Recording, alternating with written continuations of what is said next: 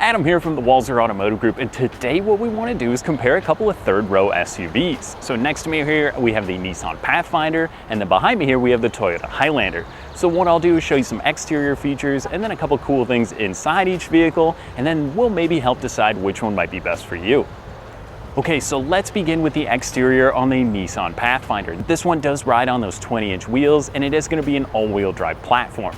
So in the Minnesota winters, when it's getting really snowy and slippery out there, you are going to have the sure-footedness with this SUV, but then it can kind of deactivate some of that all-wheel drive system to help you get some of the best possible fuel economy when it's not needed.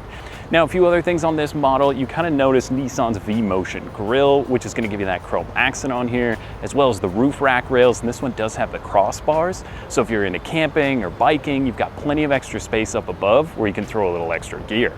But let's jump over to the Highlander and take a peek at that one. Okay, so when we think about Toyota, the first thing that comes to mind is what? Reliability, right? So this Highlander is a great option if you're looking for a third row SUV. Now this is going to be an XLE with the premium trim, so you're going to add a few niceties inside, and on the exterior it does give you some provided good features as well. From there, I love the wheels and this kind of blueprint dark blue exterior on these vehicles. They just have a sharp look to them, and when you're on the road they are going to get great fuel economy. And then similar to the Pathfinder, it is going to have kind of that all-wheel drive deactivation, so it's going to help you get the best possible fuel economy. So if you're looking at a third row SUV, you're probably going to want it about the space. So let's take a look at the hatch area on both of these vehicles. Okay, so on the Pathfinder here, you will notice just below you are going to have a button. That's going to pop open the power liftgate. You're also going to have that on your key, which is super convenient. Now, one other cool thing, this is also adjustable. So if you want to set the height, if you're a little bit shorter so you can reach the button up here, or if you're like me, a little bit taller, you can keep it open so you're going to clear your headspace and not bonk your head every time you're trying to throw something in. Another cool thing, super easy to fold the seats down. There's a little handle on the back here.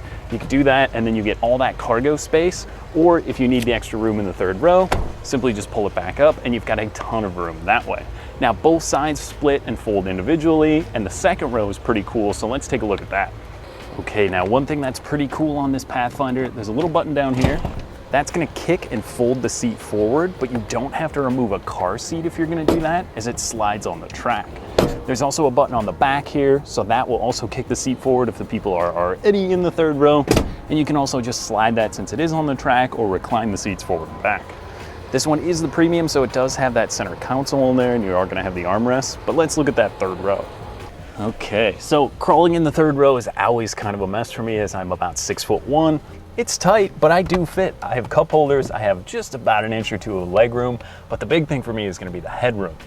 Not that you're always gonna have adults in the back here, but for kids, teenagers, they are gonna fit in the third row, and you can still put people in this vehicle, which is the big thing, because some of those third rows are so tiny, but this is a great amount of space. And like I said, push the button, flips the seat forward, and I can crawl in and out. Okay, so second row. Again, this seat does slide forward and back if you need a little extra space in that third row, but it's comfortable. You got your armrest. This one does have the center console, is that it's the captain's chairs in the back instead of the bench seat, which is an option, but if you don't need the extra seat in here, it's pretty cool and gives you a little extra storage space. Heated seats, your old climate control, and you are gonna have a couple of USB plugs back here so everybody can keep their devices nice and charged up.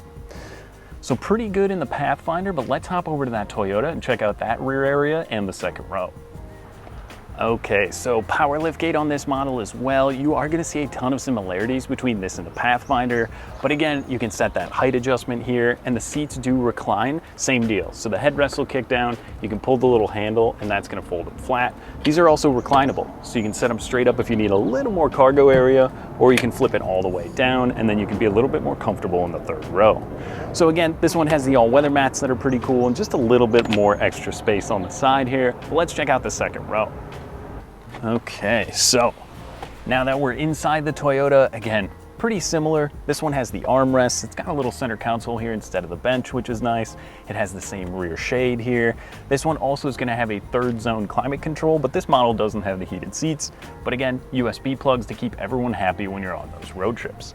Let's check out the third row and see how much room we have in this one. Okay, so we can pull the handle and that'll fold it. Again, these do fold down flat if you need a little space. Hard to be graceful getting into the back here, but We do have pretty similar space. I have a little less headroom in this model. If I move the seat back here, the only thing I do notice, less headroom in here than in the Nissan Pathfinder. If you're hauling kids around, it's gonna be fine. They will have a little bit of extra room here. But if people are 6'1", it does get a little bit tighter. Not bad, both are gonna be pretty much the same, just with a little less headroom in the Highlander than in the Pathfinder. Okay, so now that we looked at the second and third row in the cargo area, let's hop in the driver's seat of the Nissan first. We'll check that one out.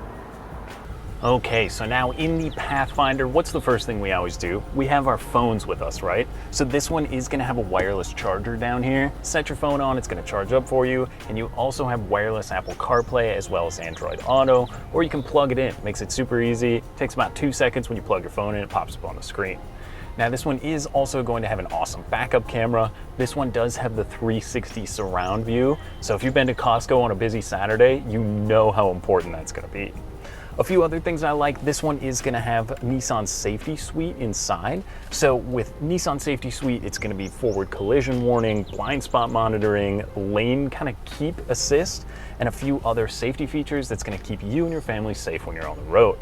Beyond that, the seats are always super comfortable. Nissan makes some of the best seats out, and these are going to be heated, and you also are going to have a heated steering wheel. As you move up the trim levels, you can also do a ventilated seat, which you can see it's hot today. It's about 90 degrees, so that would be something I wish I had, but you have to go up to the Platinum for that one. Beyond that, a few other simple things. I mean, you've got your drive mode select down here, so if you're doing off-roading or if you're towing anything, this does have the V6, so you can tow, I believe it's around 5,000 pounds, so it's a good amount. I mean, if you've got a boat, you're going up to the cabin, like I said, it's got the Bose sound system, turn the tunes up, drown the kids out, and have a good time. Let's hop over to the Toyota Highlander, we'll check that one out. Now that we're in the Toyota Highlander, cell phone, again, wireless charging. This one's in a little bit different location. So it goes in here and then you can close up the little cover here. If you have the larger iPhone, this isn't gonna be great for you because it's kind of fit. I have an older one, but it fits perfectly in there. As phones get a little bit bigger, that's kind of a one downside to this. But again, you do have a ton of USBs in here, so you can plug in. You are gonna get Apple CarPlay and Android Auto in this model as well. So just one of those things, but it does fit. Now the seats, like I mentioned, Nissan's got some pretty awesome seats, but these aren't bad either. They're heated, again, for that Minnesota winter, which is gonna be really nice. And this Toyota is gonna have pretty much all the same safety equipment.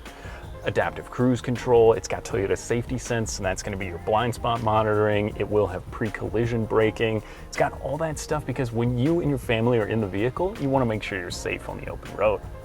Now, a couple other things. I haven't spent a ton of time in these vehicles, but you know, it's really hard to pick just one that's your favorite. I think I like the layout of the center console a little bit more in the Nissan. That one has a newer style shifter, so it kind of seems like it frees up a little bit of space.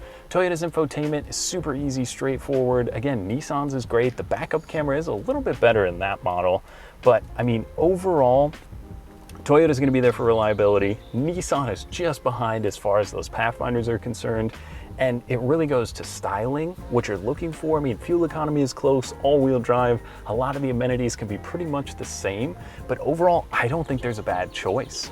Okay, so that was just a brief overview on a couple of great third row SUVs. Now, if you want more information, you can visit us online at walser.com or stop by any one of our locations. We'd be happy to help. Thanks for watching.